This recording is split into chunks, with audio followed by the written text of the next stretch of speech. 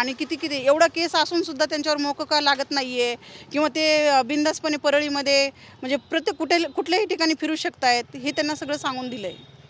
मात्र तुम्ही असे आरोप केला होता की जर बाहेर असते तर त्यांचं देखील बरं वाईट झालं असतं, कुणी केलं असतं? हो, हे सगळं काही जेलमध्ये जेव्हा मारहाण झाली त्या पिरियडमध्ये सुदर्शन घुले आणि म्हणजे संतोष भैया देशमुखचे जेवढे मारेकरी आहेत ते आणि बाकीचे जे परळीहून गेलेले जे आरोपी आहेत विलास गित्ते, रघु फड, सुदीप सोनोने हे जे आहेत ह्यांनी सगळ्यांनी माझ्या पतीवर हल्ला केला आणि सर्व काही हे होत असताना लाठ्याकाठ्यांचा उपयोगसुद्धा तिथं झालेला आहे. आणि त्या कुणाच्या होत्या? मग तिथल्या जेलरच्या किंवा तिथल्या पोलिसांच्याच असतील ना. हे मधात तर काही हत्यार घेऊन गेलेले नाही आहेत हे. मग ते तिथलं म्हणजे सगळं माहिती होतं. 3 दिवसापासून प्री प्लॅनिंग सगळी काही झालेली होती. आणि याची CCTV फुटेजची मागणी करते तर मग का येत नाही आहेत? का विलंब लागतो? का वेळ लागतो? मग मिळालं पाहिजे ना मला CCTV फुटेज.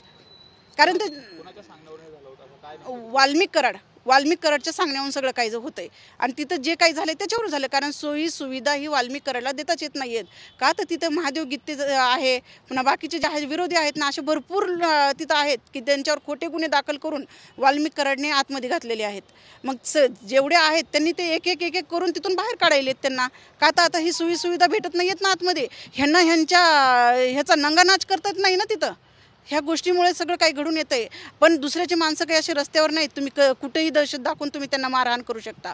प्रशासन याला जबाबदार राहणार आहे. कारण प्रशासनाच्या हद्दीत झाल्याच्या नंतर प्रशासनच जबाबदार आहे.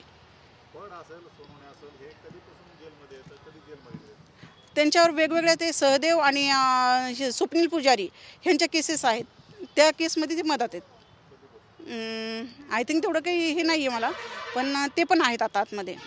त्यांनी सगळं म्हणजे ही मारहाणचा प्रकार थोडा शांत झाला. त्याच्यानंतर त्यांनी बोलत एक धमकी दिली की तुम्ही आणि आम्ही आतमध्ये असल्यामुळे आज तुम्ही वाचलात.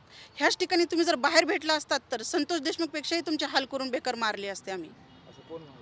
हे आपल्या सुदर्शन घुले आणि त्याची सोबतची सोबती महादेव गित्तेला. हो, त्यांच्या समोरच सगळं काही होतंय ना. मग त्यांना का घाबरतात? हे पोलीस प्रशासन जे आहे आतमधलं ते सगळं काही त्यांच्याच मनावर चालतं ना. वाल्मिक कराडच्याच मनावर चालायला ना सगळं. सध्या दहशत त्याचीच आहे ना, पण ही दहशतीला खत पाणी घालणारे आम्ही नाही आहेत.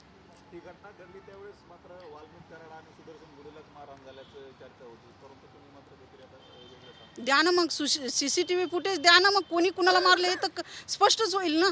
मग CCTV फुटेज बाहेर काढा तुम्ही. त्यासाठी कोणी कुणाला मारले लागलीत लक्षात येऊन जाईल. हे बघा, ज्या वेळेस स्वतःवर वेळ आली ना त्यांनी स्पष्ट सांगितलंय मला मारहाण झाली. मारहाणीमध्ये कोणी कुणाला काय केलं हे तिथंच स्पष्ट झालेलं आहे. मग त्या सगळं काही त्या रेकॉर्ड झालेलं आहे CCTV फुटेजमध्ये. माझ्या मिस्टरांनी सुद्धा अर्ज वरून पाठवलेला आहे की माझ्या जीविताला धोका होता, त्यांनी जीवे मारण्याचे प्रयत्न केले. मग CCTV फुटेज द्या. तर मग द्या ना तुम्ही CCTV फुटेज द्या ना. हा पूर्ण मॅटर शांत करा ना.